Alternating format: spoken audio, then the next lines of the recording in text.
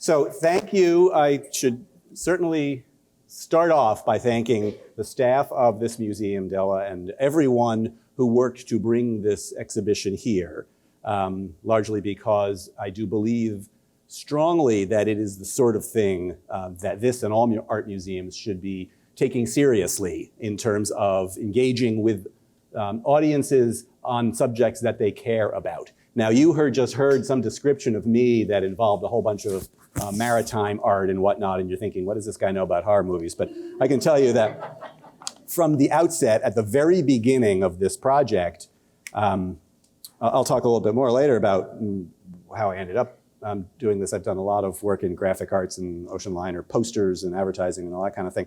But I suddenly realized as we were working through this, Kirk and I are exactly the same age. So I sort of feel like his experiences, the things he watched on television as a kid, were the same things that I did. And as I started looking at these posters, I realized I have seen every one of these movies. You know? And they're embedded somewhere in the back of my mind, right? It just happens, right? Now, I don't remember every movie I've ever watched, but every horror movie comes back to you in its way. And so these posters have a way of lingering, of course, as well. I'm not old enough to have said that I saw these posters in the 20s, 30s, and 40s when they were first displayed, so a lot of the imagery there was certainly new to me. But unlike more traditional art forms, I think, movie posters are designed to sort of to reach us, or I should say it's like to reach out and grab us while we're doing something else. Here we have them in the art museum, and you walk into the gallery and you're supposed to look at them, and you know that. But movie posters were mostly designed to distract you from what you thought you were doing and make you stop and read this and take it in and remember and think, oh yeah, I want to go there. So they're like a lure, they're like a promise in a way that this is going to be fun, this is going to be interesting, this is actually on a subject that you want to know more about. And so as artworks, they are framed up a lot differently, I think, than paintings that are made to hang in movies. So the heyday of these posters, sort of from the 1920s, I'll extend it into the 70s. The true classic posters, the greatest of the greatest, were all in the 30s, pre-war. But some really wonderful posters, according to different principles, extend right up into the 70s. And they reached millions and millions of eyeballs. People, many more people saw them than really saw just about any other sort of work of original art. A single feature film might have produced hundreds of posters. And we don't know how many because these things, they didn't record, or the records of how many of these things were printed don't survive. But they were never treated as art to be saved. They had rough lives, they traveled with the films, they sometimes were set aside and got buried under other things, or maybe more got printed than got shipped out with the film, and so they sat in a back room, and that's really how these things survive.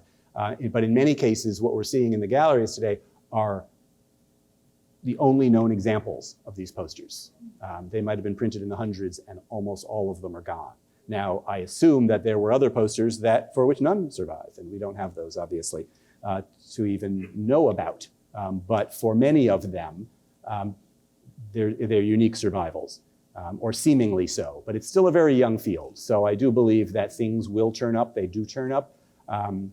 Some of the most interesting discoveries are in places like very small towns in inland Australia, where a film would circulate in the United States, then it would circulate in Europe, and the posters would travel with it, and then they would be taken out of the frames, and then they would be shipped to South America. And sometimes, as they worked their way into the lesser profitable markets, then the film would sometimes just end up in those places and not get shipped back. It was too expensive and nobody wanted that old ratty print anymore. And the same thing happened with the posters. So some of the things that turn up in the least expected places. And that's what makes this whole subject so interesting, because it's really just so recently that anybody really cares at all about these kinds of works. So the first thing that I want you to really pay attention to, okay, there we go. I was swiping the wrong way. Silly me. So there's sort of three elements that I really the points that I want to make. And the first is that sort of artists, so we have the artists who we don't really know who they are, right? They integrated these sort of classic tools of the graphic arts. They used their subject matter, they used the color, they used interesting compositions and arrays of this. And then the typography is really a fascinating aspect of it. They lettered these things as they did the rest of the artwork. It's not like 19th century broadsides, woodblock prints of advertising posters where they just took out letters and they put them in an array. Every single one of these posters has very carefully thought out typography that integrates with the artwork all so well.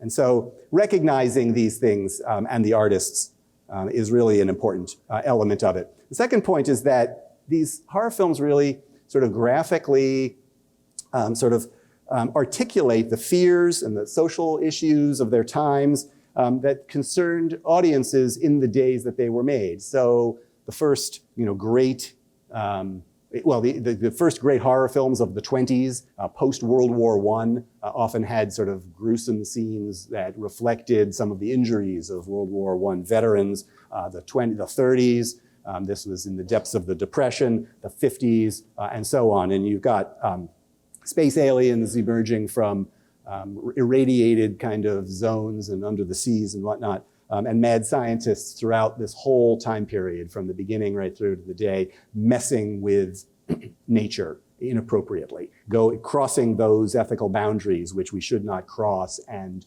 nature coming back in some bizarre form to take its revenge upon us. And so the third element of it, whoops, see, I did that the wrong way.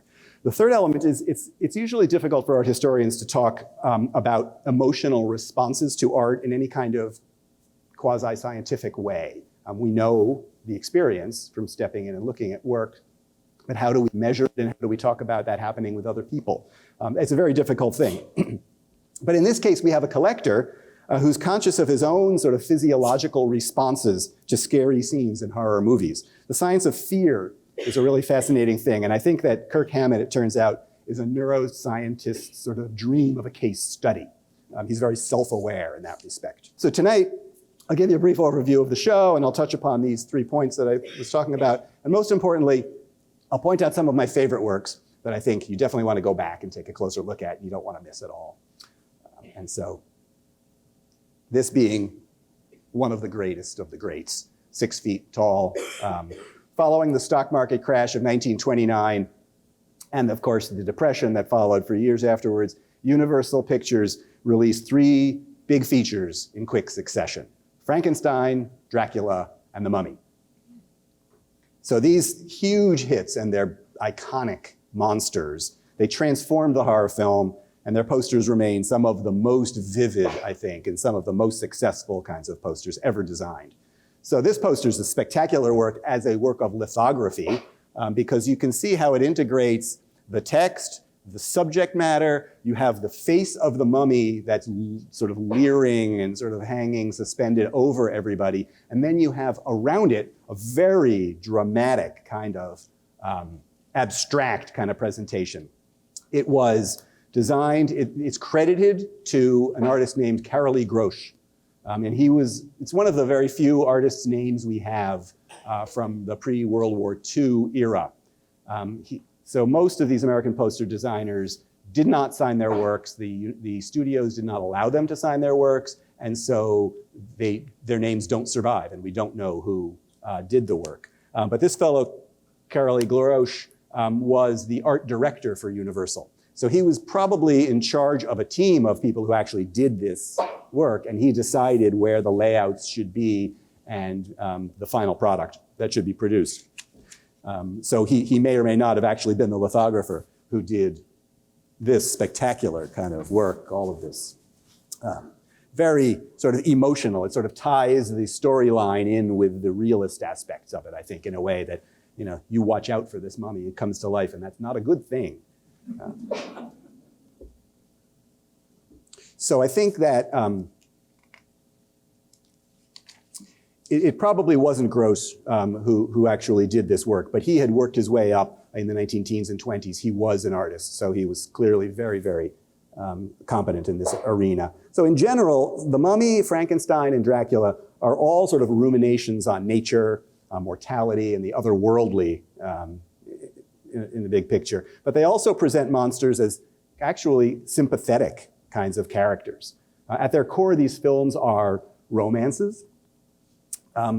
Most films in those days were romances. So the structure of a romance was very important to get people into the theater. But at the same time, it creates a sense of empathy for these monsters. So they're not overtly evil or solely evil. They certainly engage in evil acts, but their motivations are, in many cases, not quite so sort of inherently outrageous and awful. And so the Mummy, of course, was cursed and buried alive because he fell in love with somebody beyond his station. I'm sure you all remember this film intimately. Just take it from me. That's what happened. He was not eviscerated. He was wrapped up alive because he fell in love with a high-level princess. And then he was brought back to life by some buffoon of an archaeologist who read this statement in hieroglyphs that it said, do not read this, and that's what's going to happen. He comes back to life, and he brought him back to life, and the Mummy falls in love again because he sees somebody who he thinks that's the central character in this, at the bottom there. He thinks she looks like the princess that he once fell in love with. So you get the idea. Dracula, well, he is more overtly evil, no question about it, but his passions are driven by, drive his horrendous acts. It says right at the bottom there, the story of the strangest passion the world has ever known.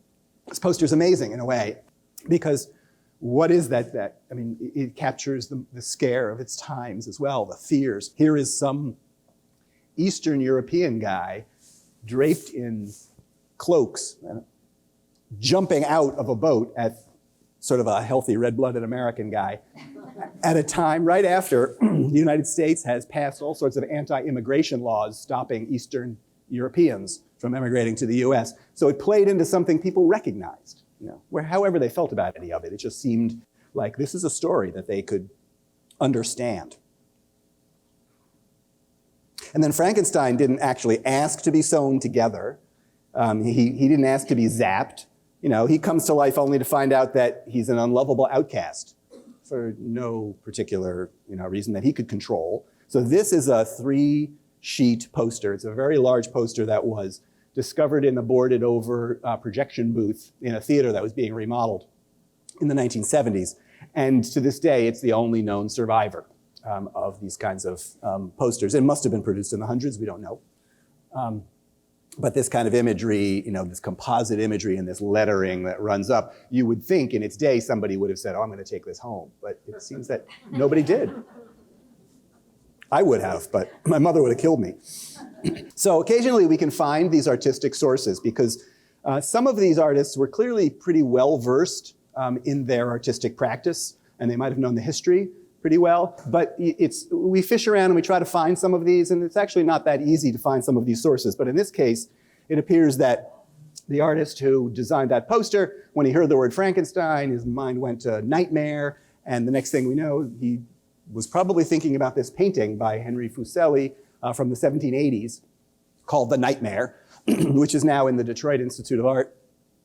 And it wasn't in the United States until the 40s, I believe, the 1940s, so after that poster was designed, but there were a lot of engravings of it, and actually there were a lot of lampoons and spoofs of it as well. So that this image was well enough circulated in the popular culture so that it was likely a source for him, although it's not a proven thing. It certainly looks that way.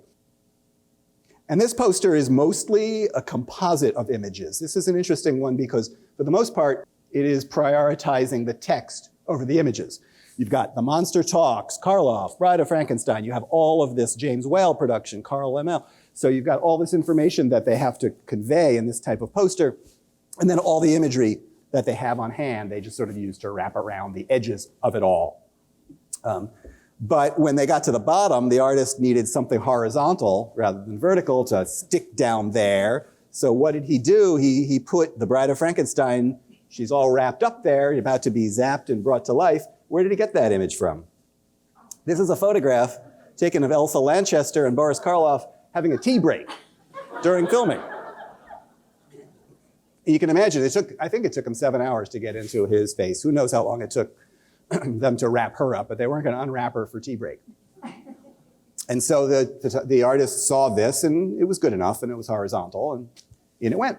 So it makes perfect sense in its way, because you don't see, at the end of the day, the poster doesn't look that absurd, I think it's fair to say. So horror emerged as a distinctive genre after World War I, and with filmmakers sort of accentuating the horrible, the startling, the disturbing aspects of classic tales, of stories that were well known.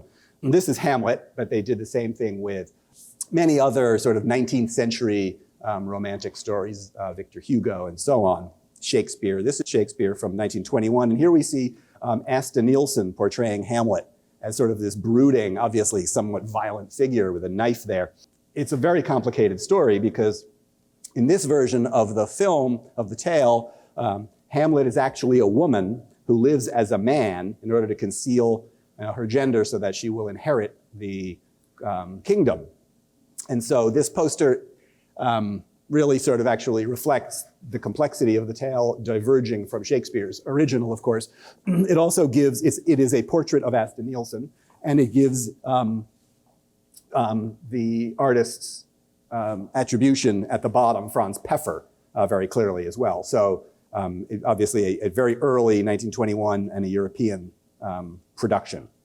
After the atomic bomb explosion, aliens invaded theaters in droves, and they invaded all of our mindset. And so that was sort of a crucial moment of a turn in the American psyche of where the sources of horror and fear reside.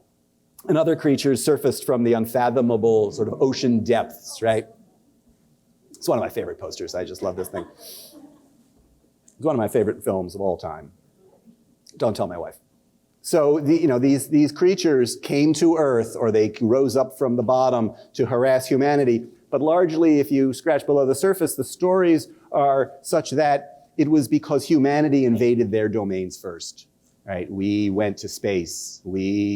Scientists probed the deep ocean, and what that scientist just happened to be a young woman in a bathing suit. And so the creature rises up. But there's the origin. It's not the creature's fault. In some cases, it's not even the space aliens' fault. And in many cases, the space aliens are much smarter. They're more intelligent than humans. But we humans don't recognize that, and we treat them like specimens of some sort. And so that's, again, like that sort of moment of discomfort where we don't really know where humanity stands in all of this picture. Are we the good guys, or maybe not so much? So from the dawn of the genre, poster artists have presented sort of stereotypical defenseless females lying vulnerable in the paws and in the jaws of monstrous predators of, all sorts. I think the ones that are represented in the show are a winnowing down of about 100 to 1. Each time we picked, we had an enormous number of these posters to choose from, because this is also the realm of the B movie, which were just made to be the film that ran in advance of the feature. And some of these are remarkably low budget films. The posters, I think, in some cases are way, way, way better than the films themselves.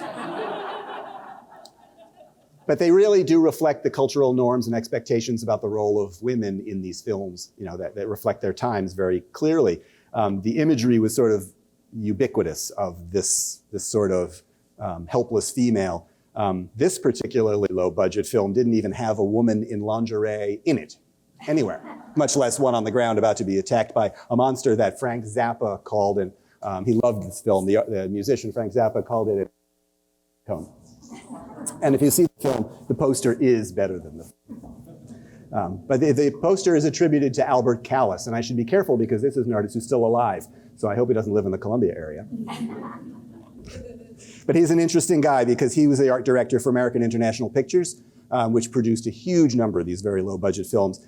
He was a very influential Hollywood artist in the 50s into the 60s. He claimed that he and his team would sometimes think up concepts, film titles, and really great imagery for posters, and then he would send them out in ad campaigns to the theaters.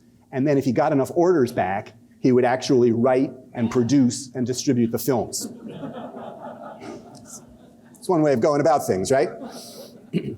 And interestingly enough, I've never met Albert Callis, and I would like to, because he was one of the originators of the International House of Pancakes.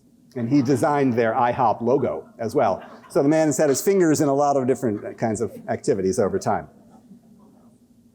So Robert Bloch, who wrote Psycho, he said that there's a thin line between horror and hilarity.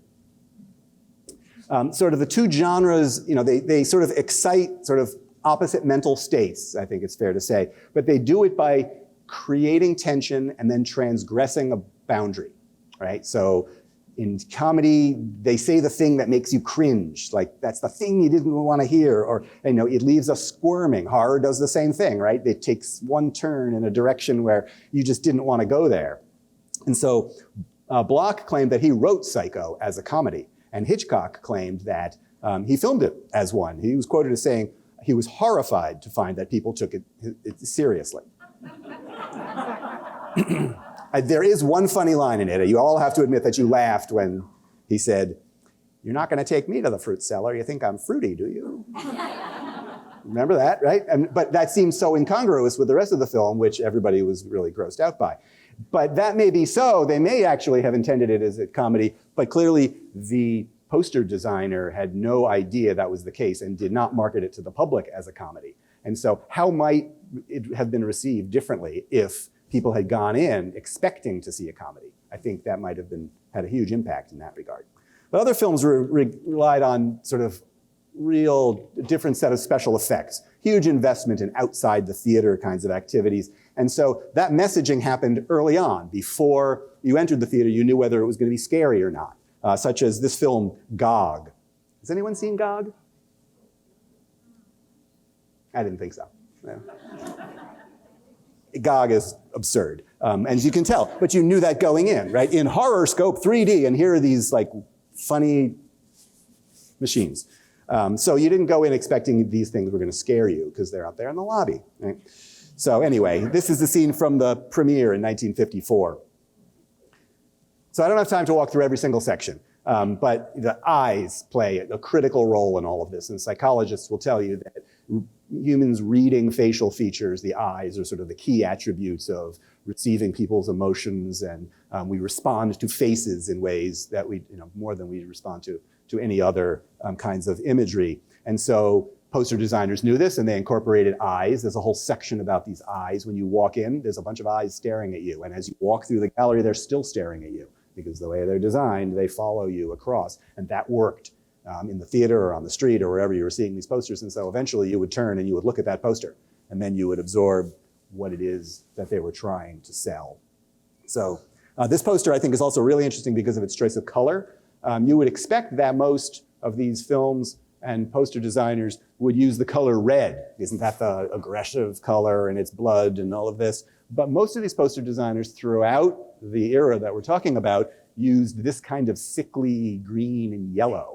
The yellow color, Carolee Grosch actually talked about in a graphic arts publication of his era. He said that yellow and black used boldly will stand out anywhere at any time. The yellow reflects light while the black absorbs it, thus making a powerful contrast. So along with the eyes, color really jumps out at you, and they knew what they were doing when they used it. And if you follow through from the very earliest posters right to the last one, which was for Alien in 1980, there's an egg cracking and there's this sickly green, yellowish light emerging from it. So it runs the entire history of these horror posters. So the genre wouldn't exist without mad scientists, right? Because they're the ones who really stir the pot. They get their fingers in all sorts of the wrong things. This poster is unusual because this mad scientist, Dr. Caligari, he's represented by Lionel Rees, who is one of the few American poster designers that we know of in 1921. He eventually became the art director for Paramount, but he spent his teens and the 20s as actually the artist for these things. So we know he was actually also well-versed. He was an immigrant from Eastern Europe, and here he has adopted the art style of German Expressionism in these swirling patterns to sort of create that sense of ill ease and sort of foreboding that the whole film carries through too, because the set design and the lighting are very expressionist in their own respect. And this is a film that I love to make fun of these films, but if you haven't seen The Cabinet of Dr. Caligari, it is a spectacular thing. So one major challenge that artists were involved with was how they were supposed to represent a monster before the official marketing plan had been devised, or even before the film maybe had been shot. So here's a very early poster. We call them teasers because they don't have any of the specific data about who the actors are and the producers and all of the background information. Teasers were designed sort of way in advance of a film, sometimes months before the film was released. Just something to look forward to. You would walk through the theater and you'd say, "Catch me if you can, the Invisible Man." Wonder what that's about. But how do you illustrate an invisible man? This is one artist's conception, right? He's sort of fading out or maybe fading in, and again, it's the eyes. And so this was a pretty good attempt, I think, at it. It's really creepy. But when the film came closer to reality and the studio codified the way they wanted to represent the Invisible Man, they decided on something very different, this sort of silhouette of this man running and no features to him at all. So you can see how the migration and the challenges of the artist were there. In the actual film itself, if you remember, he's unwrapping his wraps and then there's nothing underneath. You couldn't have represented that in the poster very effectively, I don't think. In the early years, posters were considered to be very expensive, and sometimes they were reused. They were often reused, and they traveled, as I described before, from theater to theater along with the film reels. And so they had to be protected. And theaters down the way complained when they ended up with a bunch of beat up posters that didn't look like very effective things. But they had to also be printed in very standardized dimensions.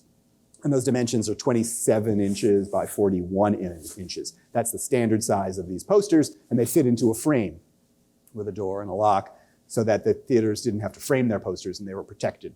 And they came in variants of that.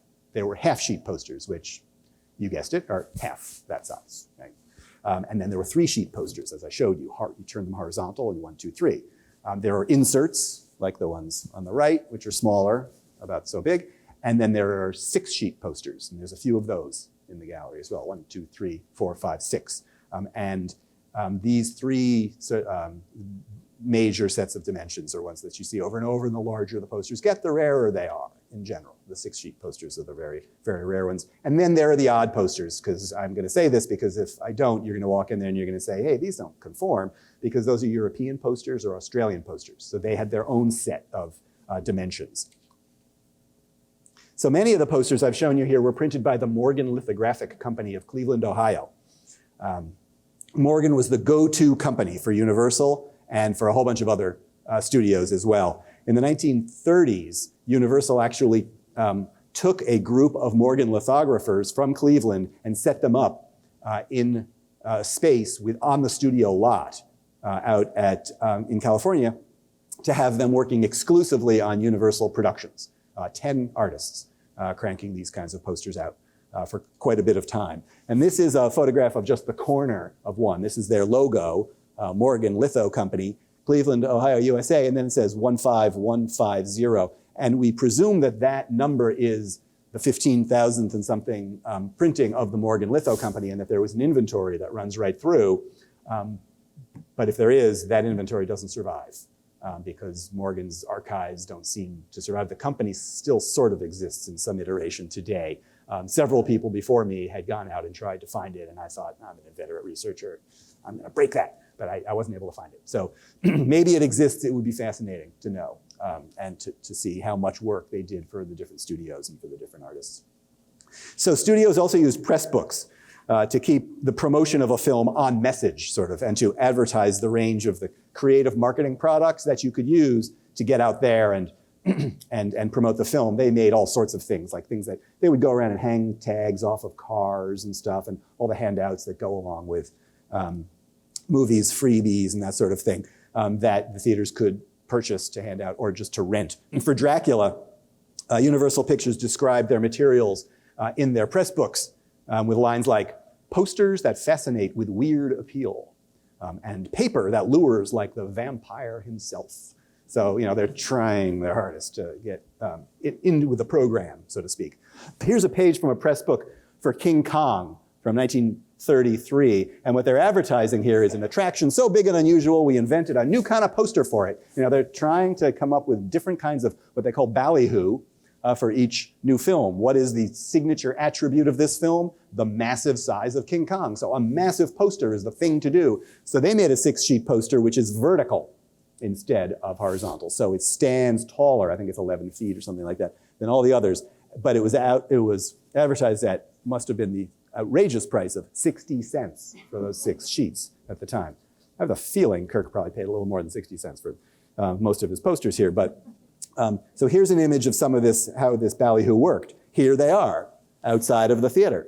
In some cases, they're actually glued to the side of the theater. And so they could mount these things on backboards, but most of the time they plastered them right up against the walls. And that must explain why these things don't survive today. Or do they? Anyway, any of you who haven't been into the gallery, I won't spoil the surprise for you. And finally, just like the show here, so I've saved my discussion of the collector of the posters for last, because he's the linchpin, really, that makes this exhibit sort of personal, and personal for all of us in a way, whether or not we've seen these films or are fans of heavy metal music even. Because the museum where I work has a very strong sort of graphic arts collection, and I've always been drawn to it, and I've worked with it for related kinds of exhibitions, ocean liner posters and 19th century maritime advertising and that sort of thing. So I've organized exhibitions on this subject, and I've really engaged with, in a lot of conversations with people about what makes effective graphic arts, what makes a poster appealing. What is it that makes an iconic poster? And it's really no question. When people walk in and they see a wall of posters, in my case, the ocean liner posters, they'll say, that's the world famous one. Although none of these people were alive during the era of the ocean liner heyday, but they know that that's the thing that sticks in their mind. And why is that? I've always wanted to know that. So I've engaged in various projects around that. So, so what makes these posters linger in your mind? When you're going to go home tonight and you're going to be able to call up a certain subset of these things in your mind, and they'll stay with you for a while. So Kirk isn't just an obsessive collector, of course. I've met plenty of those, and I'm sure that there are probably several of those in the audience tonight. But Kirk talks about his collection with serious passion, and he delves into the minutia that drives sort of every collector. Like, he wants to fill a niche. He has a particular anecdote. He has this story about them, and that all is wonderful. That's really great. But beyond his own desire to have these works sort of treated as art, he describes an emotional and a physiological response to looking at these posters and to viewing each individual poster. So he talks about his scalp tingling. He talks about his palms getting sweaty. He talks about not being able to sit in his chair. He has to get up and pace the room when he's looking at these things. These are physiological responses to fear, essentially.